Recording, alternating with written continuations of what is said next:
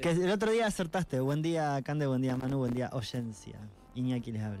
Que el otro día acertaste, que dijiste, tengo como la sensación de que el día no va a seguir así, que estaba como nublado, sí, que se casi ve. chispeando, y después Salió salió el sol o se corrieron las nubes. Ahí va. No, digo que puede ser un buen día, porque, ¿cómo es? Depende de lo que uno haga con el día también, ¿no? O como dice Chiquitita, el gran día puede ser hoy. Chiquitita. La cita que hacía. Cita de autoridad. Sí, mató. Bajamos de Silo a Chiquitita. Bueno, sabe la gente que puede comunicarse con este programa y con toda la radio a través de WhatsApp y Telegram al 2954312541, que nos ven y nos escuchan en Facebook y en YouTube. Ahí pueden suscribirse, ponerle me gusta, comentarios, varios, cosas raras y no sé qué más. En Instagram también, y nos pueden escuchar las 24 horas en radiobdc.net.ar. Ya escucharon la voz de Iñaki, porque hoy es miércoles de columna política nacional, o ponele de rosca o algo. ¿Cómo era que decíamos en el off? Rosqueando así nomás. Che, o rosqueando por ahí, o bueno, no sé. Se armó la rosca ahí, en honor a los compañeros de Luisa Germinal. Nada, le robaban el nombre. Rosca de San Rosca. Bueno, tenemos temática estrambótica. Sí, vamos a generar suspenso, porque primero hay un párrafo hasta que se llega al tema intro. Claro, ¿ya estamos? O... El prólogo, dale. Ok. Bueno, no, como habíamos dicho en la primera columna, cada tanto vamos a repasar. ¿Se ha entendido el programa? Cada tanto. Cada tanto nos rescatamos. Me distraes, Manuel. Es mi función. Iba a hablar de la cumbia filosófica. Rescatate, barrilete. Cada tanto nos rescatamos. Bueno, en fin. Permítame la seriedad que amerita la columna. Vamos a hacer un repaso de lo que hablamos en las columnas anteriores. No sé quién recuerda, y si no, por eso repasamos. Se hizo una caracterización del tipo de organizaciones que consideramos que hay en Argentina. Te muteaste solo. Transformadoras. Organizaciones, retomamos. Conservadoras y transformadoras. Claro. Reformistas y revolucionarias. Prefiguradoras y no prefiguradoras. Y en base a esto último, entrevistamos algunas experiencias, justamente porque valoramos su... ¿De qué te reí? Me acordé de algo que dijo la banda que estuvo el sábado. Ok, ¿se tiene que ver con la columna? Sí, estaban hablando del tránsito y dijeron que hay algunos autos que van lentos por izquierda. Está bueno como metáfora eso. Habíamos usado la escalera mecánica. Claro. Puede ser la de... ¿Pero lo usaron en términos automovilísticos o estaban haciendo una metáfora? En términos automovilísticos, pero yo automáticamente pensé en otra cosa. Tomamos nota.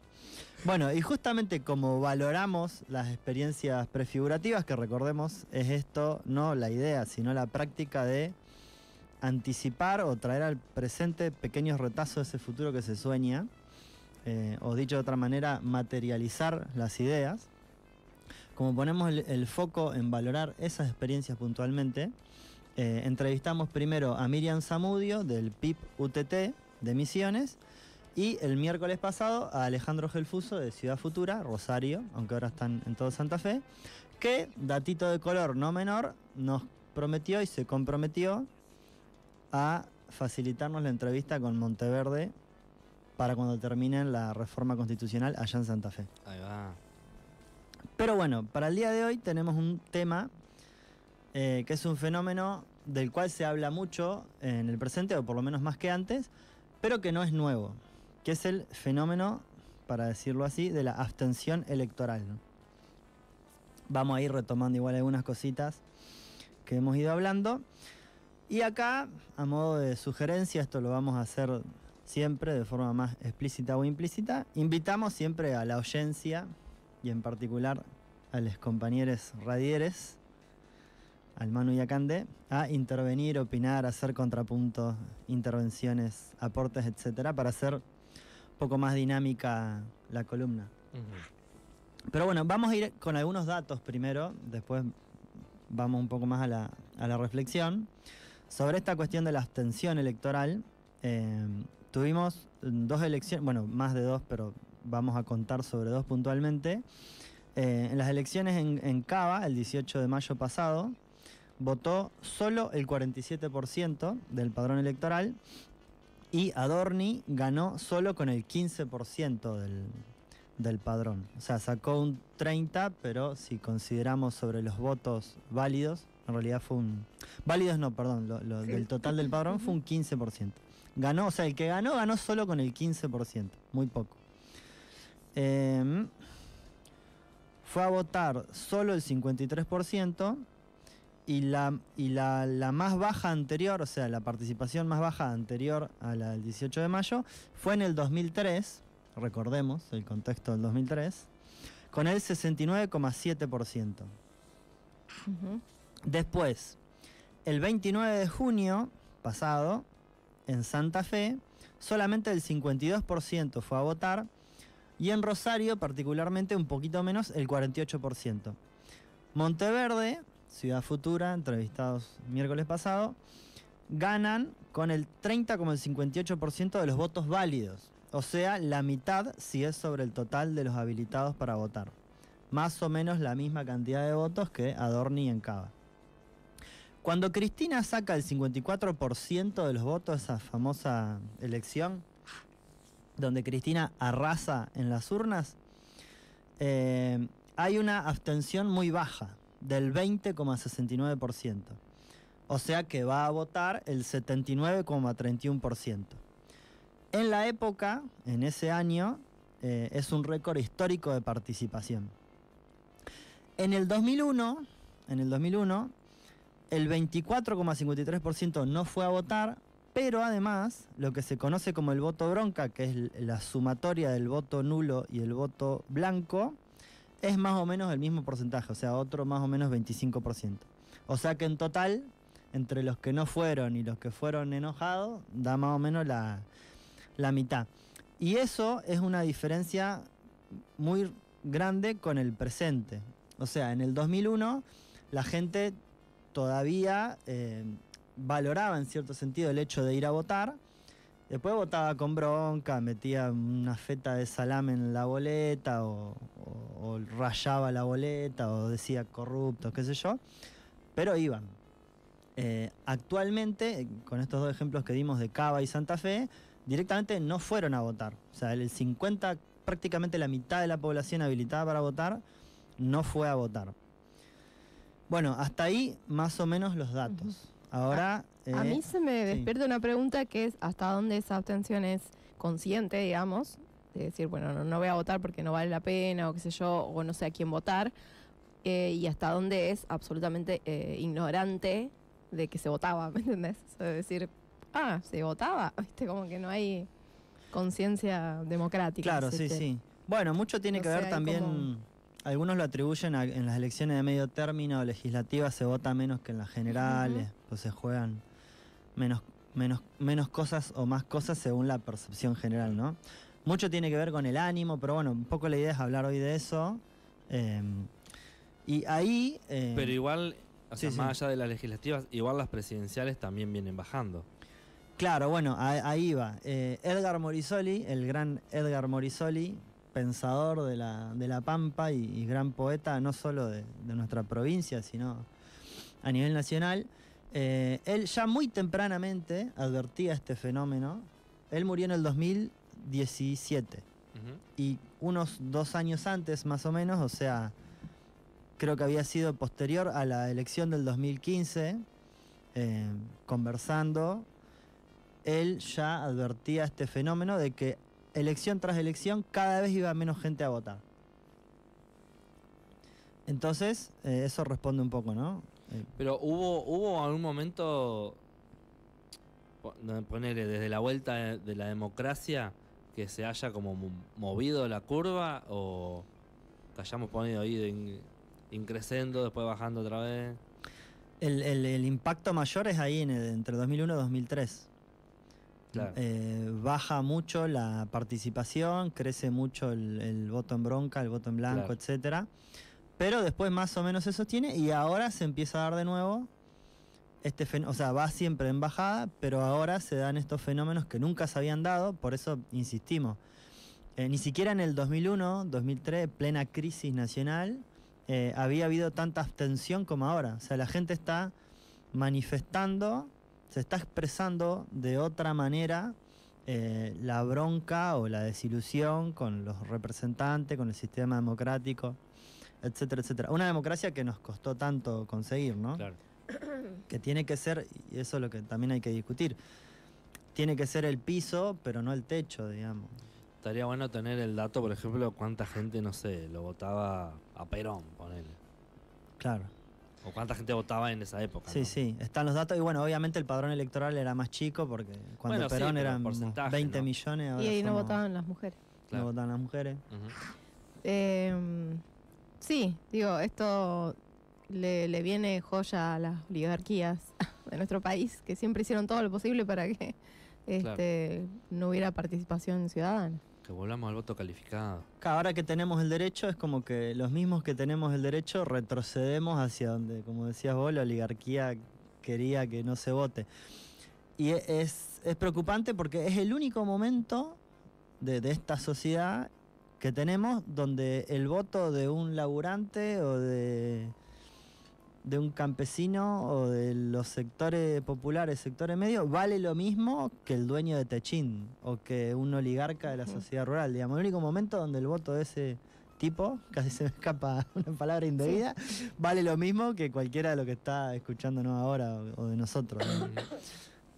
Bueno, y luego, ahí para seguir aportando al debate, Pablo Semán, que es un sociólogo y un antropólogo, después de realizar muchas encuestas y entrevistas y consultas, o sea, estamos hablando de ese laburo que hizo este año, o sea, siempre lo hace, pero en particular este año, tras esos resultados electorales con una abstención tan baja, dijo, che, bueno, ¿qué está pasando acá? No voy a suponer yo qué pasa, sino vamos a encuestar, vamos a hacerlo metódico, científico. Concluye que la emoción imperante entre los no votantes es la desolación y la bronca. Ajá. Insistimos en esta idea de que antes esa bronca se manifestaba yendo a votar, pero expresando en el voto en blanco, anulación, etcétera, y hoy directamente la gente no va. Entonces, habría que seguir investigando si tiene que ver con esto de que no se enteraron o de que se enteraron pero no lo priorizaron. De hecho, Pablo Semán, dando algunos ejemplos concretos, decía esto, de que sí, sabían que había que ir a votar, pero bueno, no tenían el tiempo o priorizaron otras cosas. Claro. Ujú. Priorizaron otras cosas. Sabían, en otras elecciones, aunque no estaban complicados o no llegaban a la plata para el colectivo, qué sé yo, igual se la rebuscaban y iban. Esta vez como que ganó ese sentimiento y dijeron, bueno, no vamos a ir. Una sensación de que no, ese voto no hace peso, digamos. O sea, nada cambia, nada, no puedo hacer nada. Digo, esa Sí, cosa es como de. restarse importancia a sí mismo también. Claro, sí, da igual, si voy o no voy a votar, me van a cagar lo mismo, ¿me entendés? Claro. Una sensación. Y encima, cuando parece que voy a creer en algo y voto a Milei, ponele, me caga también. O sea, Claro, como que Claro. al final esto no sirve. Creo que esa es la conclusión. Claro. Eh, Un voto que por ley es obligatorio y hay unas penas mínimas por no ir a votar. Sí, que nadie va a votar por miedo a que le cobren un austral, no sé, 15 pesos. La otra vez sacaron la cuenta, era como irrisorio, digamos, era Claro. muy poco. Nadie no va a votar por Sí, eso. te- Es más, antes vos te tenías te que- inhabilita para hacer algunos trámites, cosas así, pero por un tiempo.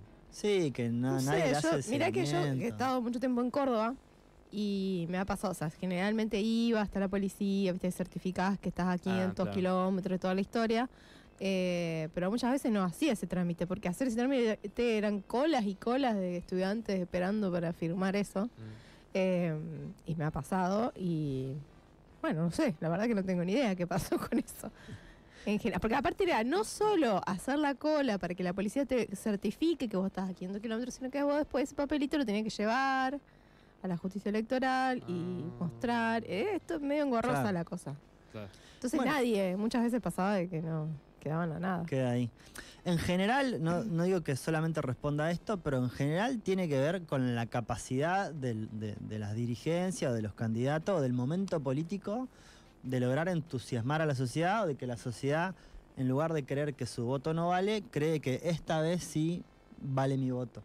De hecho, países donde el voto no es obligatorio, como en Venezuela, cuando era el auge del chavismo y seguía vivo el gran Hugo Rafael Chávez Frías, había la misma cantidad de participación electoral que en Argentina, que es obligatorio, o inclusive más.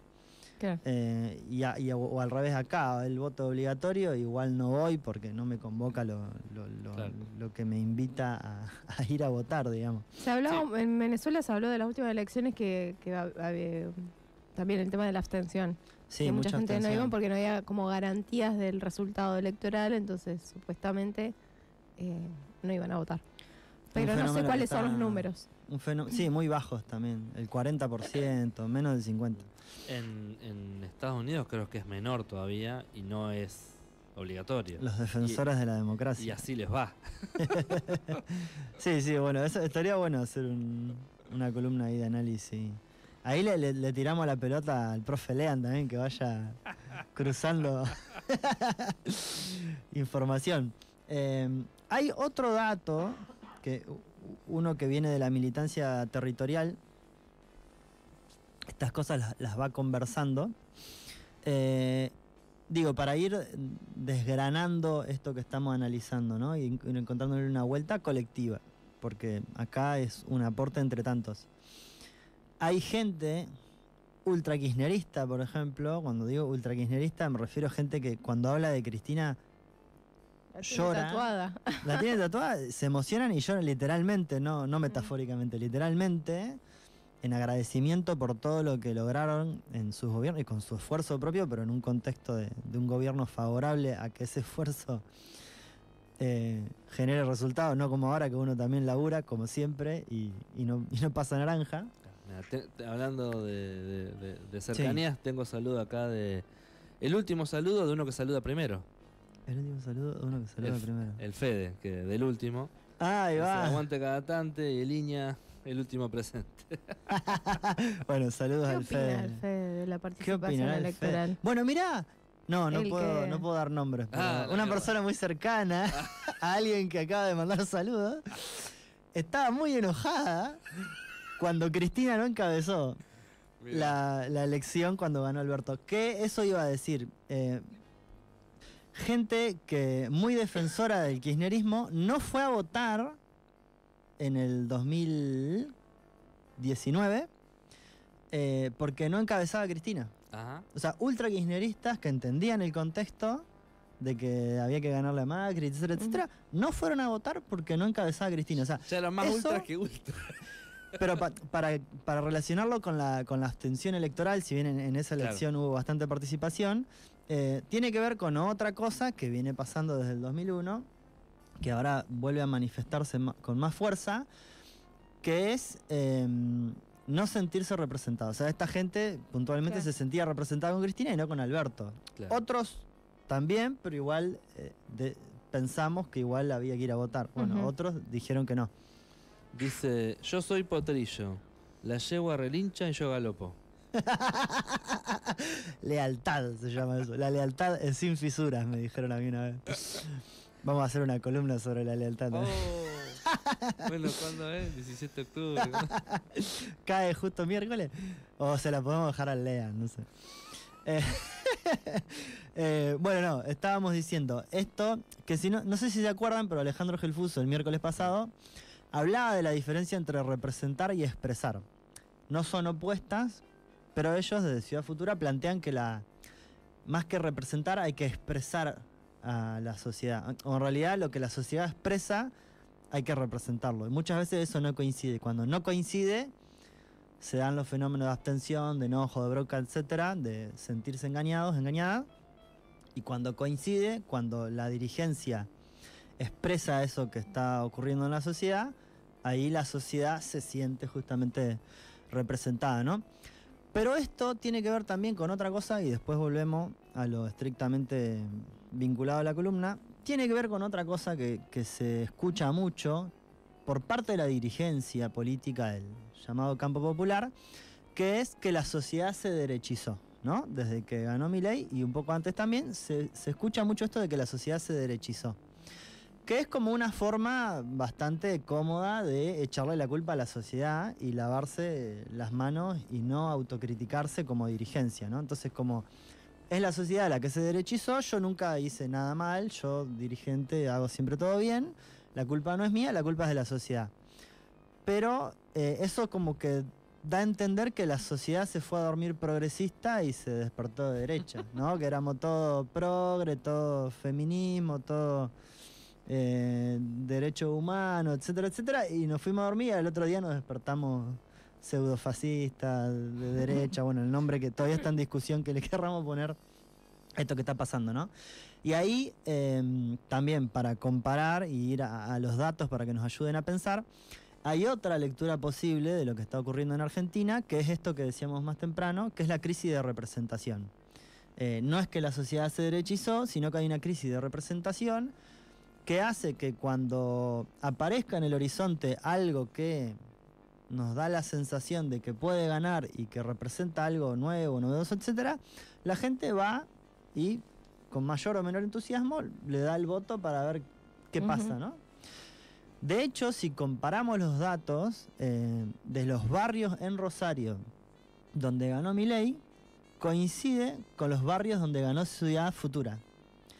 Entonces, ese dato, porque además recordemos Rosario es la tercera ciudad argentina con la relevancia, en el peso numérico que tiene en cantidad de votantes, por lo menos tira por tierra esta idea de que la sociedad se derechizó. ¿Por qué? Porque donde aparece una opción, en lugar de por derecha, vamos a decirle por izquierda, progresista, etcétera, la gente también va y vota y hace ganar a alguien en las antípodas ideológicas de Milei, ¿no? Entonces, hay que tener en cuenta que Milei fue muy hábil en el sentido de tomar el enojo, digamos, de la sociedad, de alguna forma, estos discursos que por ahí y usarlos a su favor, hacerlos propios, reproducir, digamos, lo que él decía. Posiblemente nosotros los estábamos escuchando en otros círculos sociales. Entonces creo que en ese sentido él fue muy hábil para manipular eso y usarlo a su favor.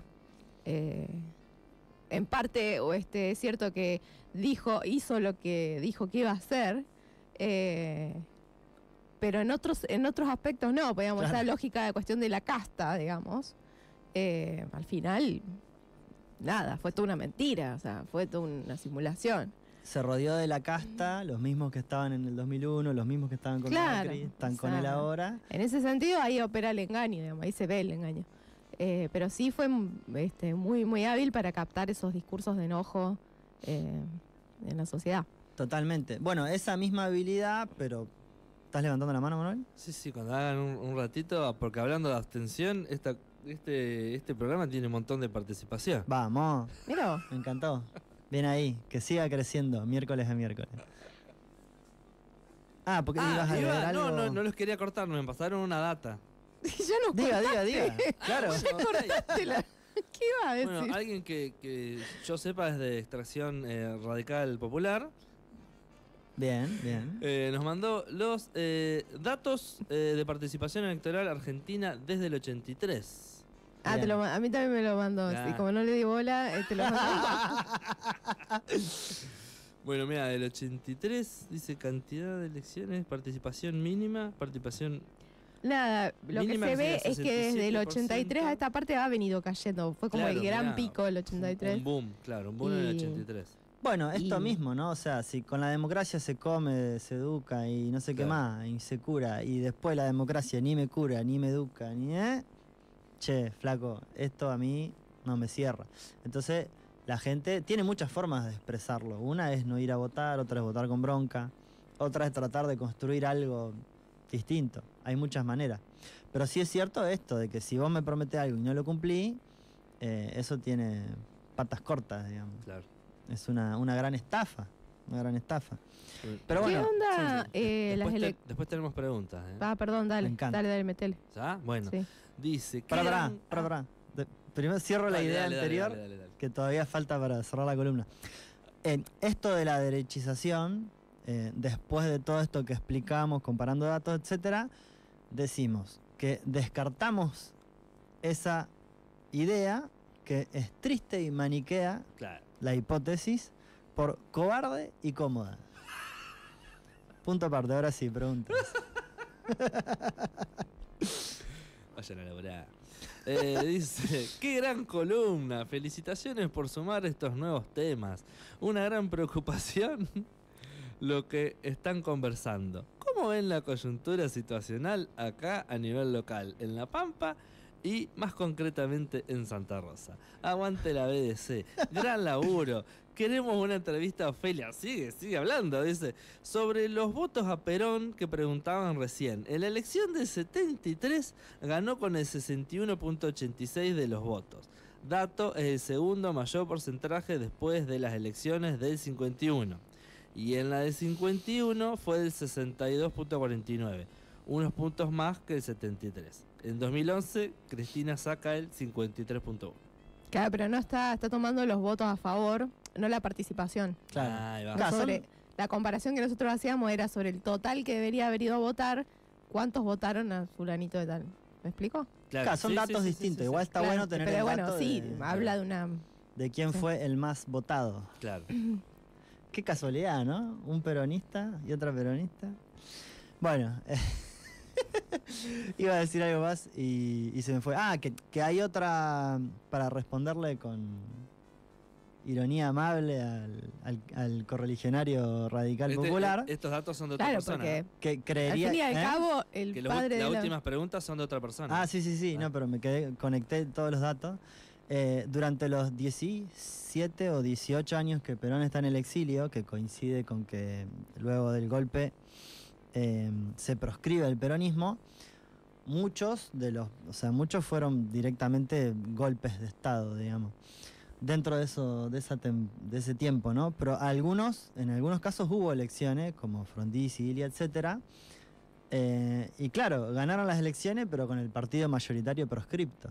Entonces, bueno, qué tan válido es, qué tan legítima es esa elección, ¿no? Ujú. Pero bueno, Alfonsín sí ganó con ningún partido proscripto. Sí, ¿había más preguntas o...? Las que tiramos, estas últimas preguntas. Sí, pará. ¿cómo veía la situación de la... Coyuntura local. ¿Tenés datos de La Pampa de participación electoral? No me acuerdo. Y ahora que no los recuerdo, los podemos buscar para después. Ujú. Pero en general hay como correlato con lo que va pasando a nivel nacional. Solo me voy a permitir decir lo siguiente, que no lo voy a decir yo. Es una cita de un territorio en un barrio donde se lleva muchos años militando. Sobre la gestión actual, alguien dijo, comillas, arrancó haciéndose el piola y terminó siendo un careta.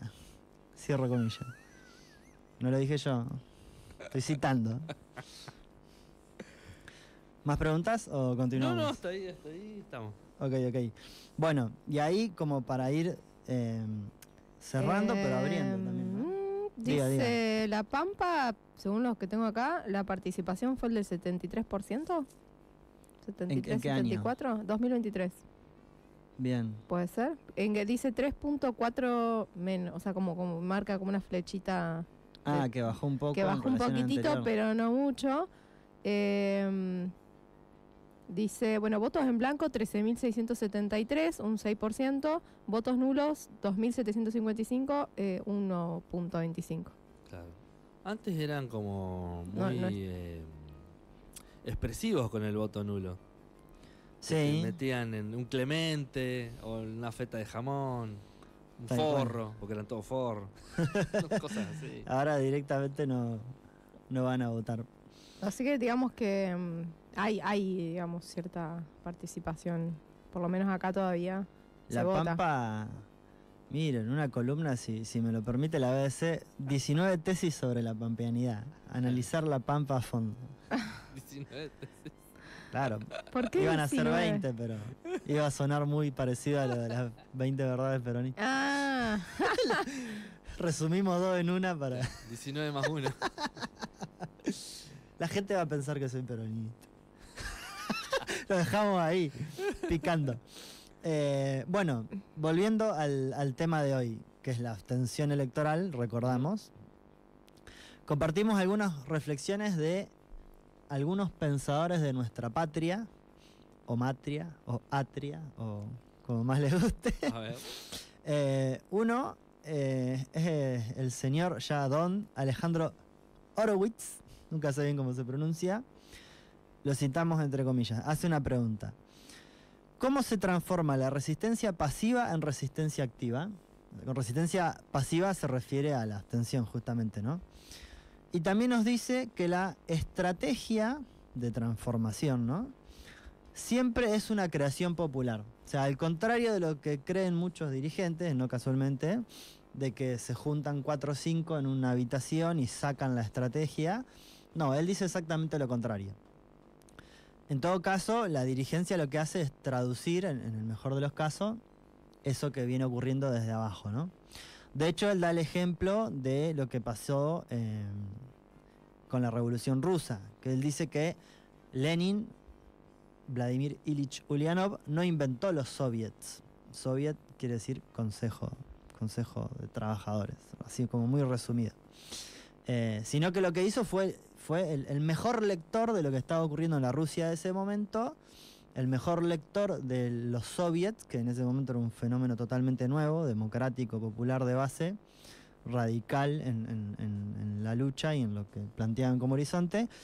Lenin, entre tantos otros que había, porque no era el único dirigente dando vueltas, fue el que mejor leyó lo que estaba pasando en Rusia. Entonces, la estrategia surge siempre en el campo popular, es siempre una creación popular, y lo que tienen que hacer las dirigencias es leer eso, ¿no? Que es un poco lo que hablábamos hoy de ser capaces de expresar lo que está ocurriendo en la sociedad. Y bueno, y también se pregunta, ¿qué nos dice hoy la sociedad argentina? Y cómo transformamos eso que la sociedad argentina nos está diciendo en una estrategia, ¿no? Un poco lo que invita a Alejandro a reflexionar. Bueno, un gran historiador, pensador, de todo un poco. Y otro intelectual, que es Diego Stulwark, todos de apellidos raros. Ninguno es fácil que no hay cómo errarle en la pronunciación. García necesitamos. Claro. El nombre es fácil, Diego, Alejandro, pero después ya los apellidos se complican. Stulwark, pensando a su vez desde Kafka, nos provoca con la siguiente aguda reflexión. Son como una reflexión dividida en 3, o 3 en una.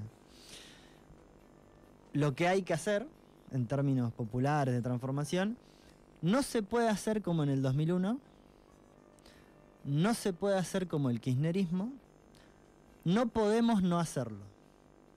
Va de vuelta.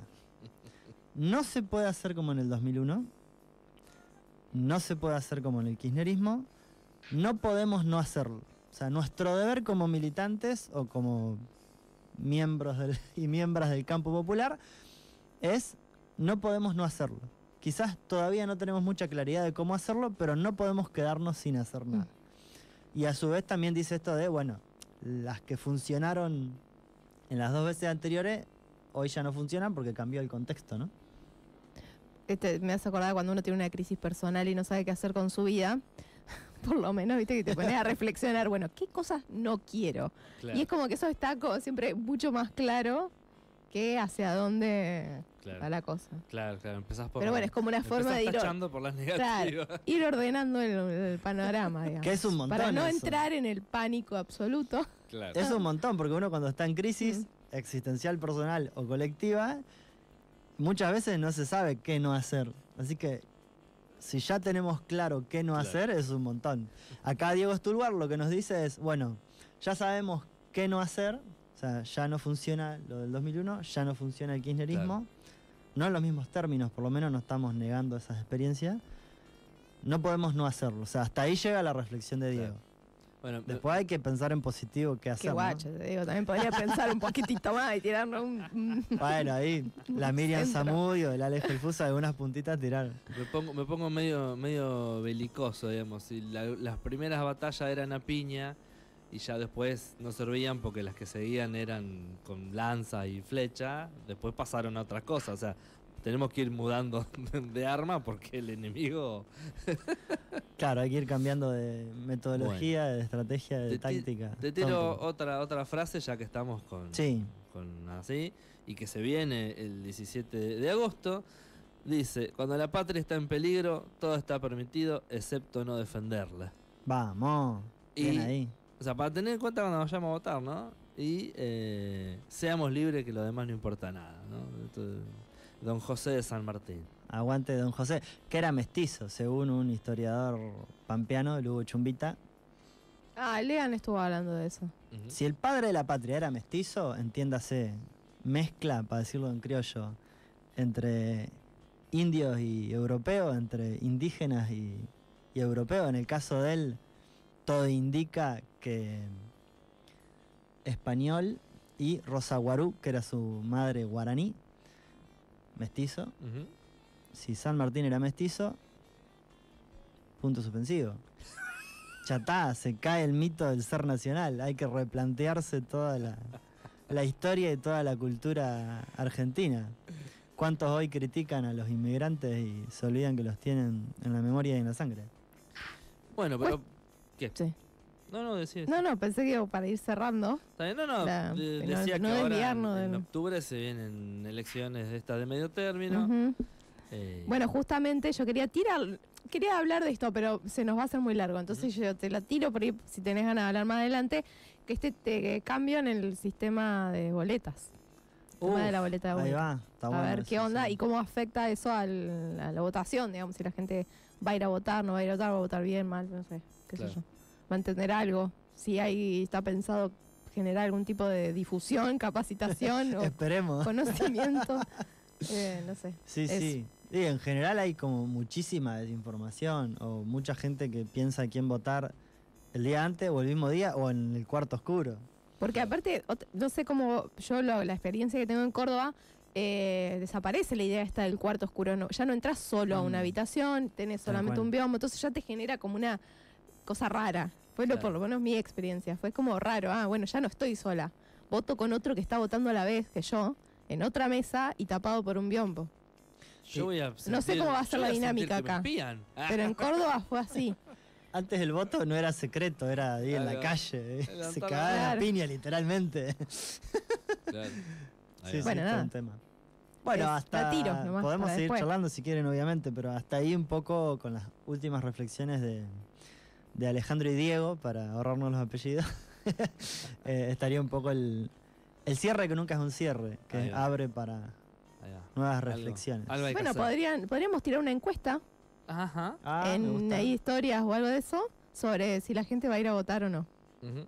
Ponele, próximas elecciones. Ahí va. ¿Vas a ir a votar? ¿Sabes que se vota? ¿Qué sé yo? Algo así. Está bueno. Tírasela a la, a la A la CM. CM. Bueno, también para ir pensando en las próximas elecciones, ¿no? Cosas que uno tiene que tener en cuenta a la hora de votar. Nos vamos a ir con esta canción de Leftraru Nahuel, que es de acá, de Santa Rosa, y nos viene con esta canción que se llama 24M.